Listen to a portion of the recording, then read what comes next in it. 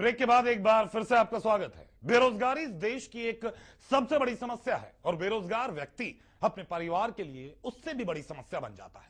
मगर हरियाणा में ऐसे बेरोजगारों की समस्याओं को दूर करने के लिए राज्य सरकार भत्ते का मरहम लगाती है।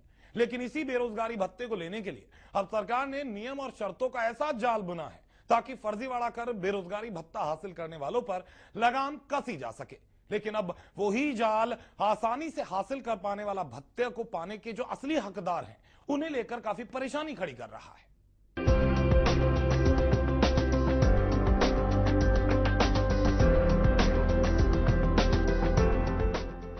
हरियाणा में लगातार बेरोजगारों की संख्या में इजाफा हो रहा है। राज्य सरकार इन बेरोजगारों को अभी तक जीवन यापन करने के लिए बेरोजगारी भत्ता दे रही थी, लेकिन सरकार की तरफ से दिया जा रहा बेरोजगारी भत्ता अब सिर्फ ढकोसला साबित हो रहा है, क्योंकि सरकारी बेरोजगारी भत्ता पाने वाले लोगों के लिए अब जो नई शर्तें लगाई हैं, उनके हिसाब से इसे पूरा करना टेढ़ी खीर साबित हो रहा है।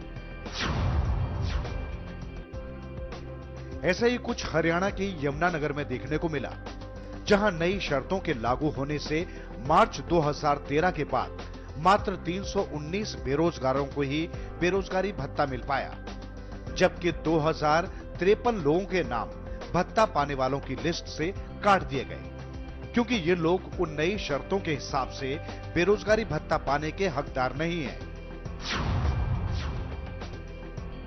एक तरफ तो हरियाणा में लोगों के पास रोजगार नहीं है और सरकार की तरफ से दिए जाने वाले बेरोजगारी भत्ते पर भी नई शर्तें लग जाने से युवाओं में खासा रोष है। एक तरफ तो सरकार बेरोजगारी भत्ता देकर वाहवाही लूट रही है, तो दूसरी तरफ सरकार ने इसके लिए इतने कड़े नियम कानून बना दिए हैं, जिससे बहुत से युवा अब इस भत्ते से वंचित रह जाएंगे। सरकार की तरफ से लागू किए गए नियमों के अनुसार बेरोजगारी भत्ता पाने वाले युवक की पारिवारिक इनकम जमीन को लेकर ऐसी शर्त लगाई है जिसे पूरा करना नामुमकिन है। नई शर्तों के मुताबिक बेरोजगार युवक के परिवार की वार्षिक आय 50,000 रुपए से ज्यादा नहीं होनी चाहिए। इनकी टर्म्स एंड कंडीशन के हिसाब से वो ये कहते हैं जी आपकी फैमिली की इनकम 50,000 से ज्यादा होनी नहीं चाहिए। दूसरा जी आप कम से कम 3 साल तक आप ना तो स्टडी कर सकते हो और ना ही आपके पास कोई काम होना चाहिए, तब आपको भत्ता देंगे, अदरवाइज हम आपको भत्ता कोई नहीं देंगे। और मुझे आज तक ना मैंने नाम दर्ज करवाया, उसके बाद भी मुझे आज तक कोई कॉल नहीं आई उससे एम्प्लॉयमेंट एक्सचेंज से कि भी मुझे कोई जॉब मिल रही है, और ना ही आज तक मुझे कोई भत्ता मिला। यमुनानगर के रोजगार कार्यालय में हजारों युवकों के नाम तो दर्ज है, लेकिन रोजगार कार्यालय के अधिकारियों ने मार्च 2012 में सिर्फ 2,372 लोगों को ही चुना था, लेकिन साल 2013 में कार्यालय ने मात्र 319 युवकों को ही बेरोजगारी भत्ता देने के लिए चुना था। जैसे यमुनानगर की सिचुएशन है, ऐसे पूरे हरियाणा की है।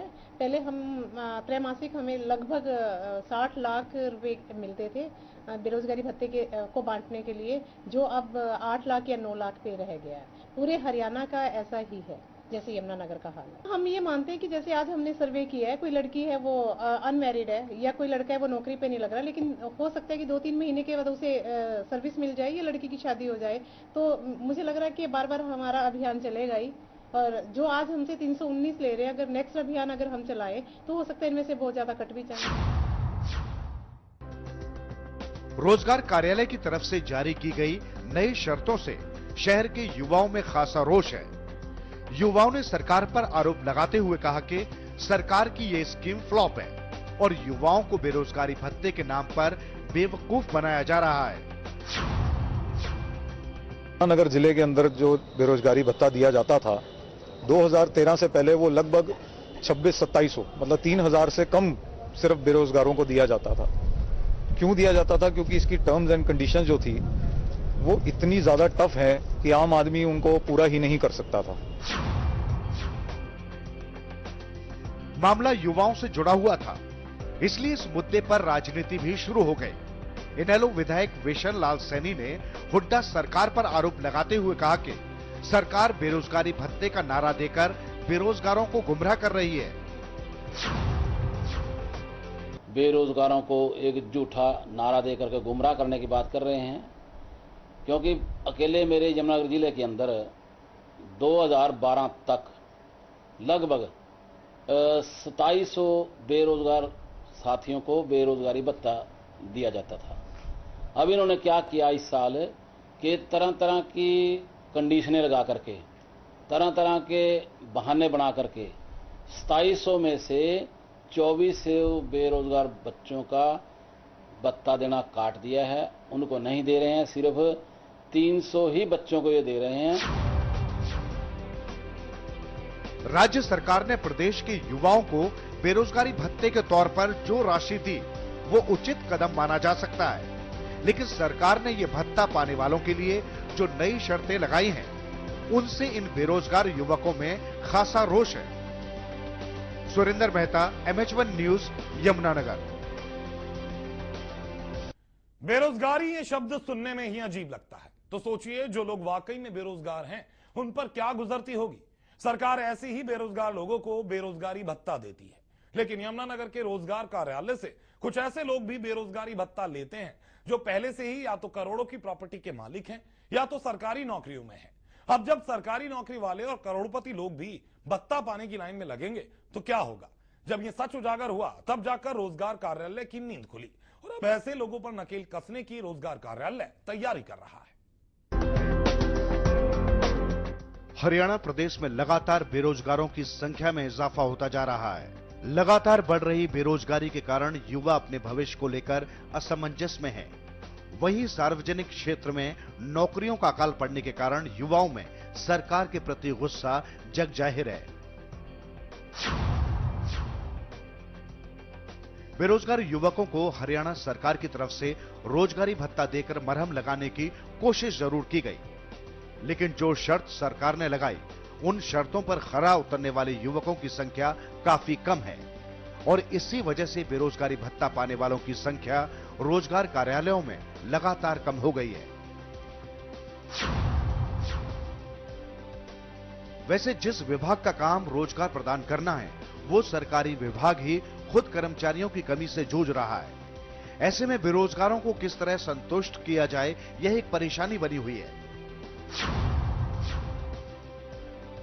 राज्य के बेरोजगारों को बेरोजगारी भत्ता देने का सालाना बजट करोड़ों में है, लेकिन नए नियम और शर्तों के कारण प्रदेश के कई बेरोजगार युवक अब इस बेरोजगारी भत्ते से वंचित रह जाएंगे। वैसे रोजगार कार्यालय से मिलने वाले बेरोजगारी भत्ते में बड़े पैमाने पर ऐसे लोगों का भी पता चला जिनके पास पहले से ही करोड़ों की प्रॉपर्टी है, लेकिन इसके बाद भी रोजगार कार्यालय की तरफ से उन्हें बेरोजगारी भत्ता मिल गया। वैसे इस घोटाले पर से पर्दा उठने के बाद अब रोजगार विभाग ऐसे लोगों पर कार्रवाई करने का मन बना रहा है। रोजगार विभाग ने ऐसे लोगों से रकम वापसी के लिए 9% ब्याज के साथ रिकवरी करने और फर्जी तरीके से भत्ता हासिल करने के मामले में कानूनी कार्रवाई करने का भी फैसला किया है। रोजगार कार्यालय के आंकड़ों के हिसाब से कई ऐसे लोग भी बेरोजगारी भत्ता ले रहे हैं जो पहले से ही सरकारी नौकरी कर रहे हैं। ऐसे लोगों की संख्या भी बहुत ज्यादा है जो करोड़ों की संपत्ति के मालिक होने के बावजूद भी बेरोजगारी भत्ता ले रहे हैं और शायद इन्हीं कारणों की वजह से सरकार ने बेरोजगारी भत्ते के लिए इतने कड़े नियम और शर्त लगा दी है।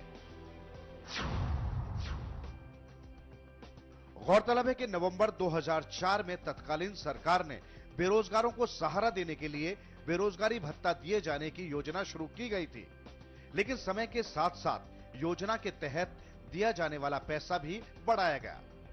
आंकड़ों के मुताबिक इस योजना के तहत नवंबर 2012 तक जिले में कुल 2372 लोग बेरोजगार भत्ता ले रहे थे, लेकिन जब इस मामले में जांच की गई तो करीब आधे से अधिक लोग फर्जी दस्तावेजों के आधार पर भत्ता लेते नजर आए, जिसके बाद सरकार ने नए नियम लागू कर दिए।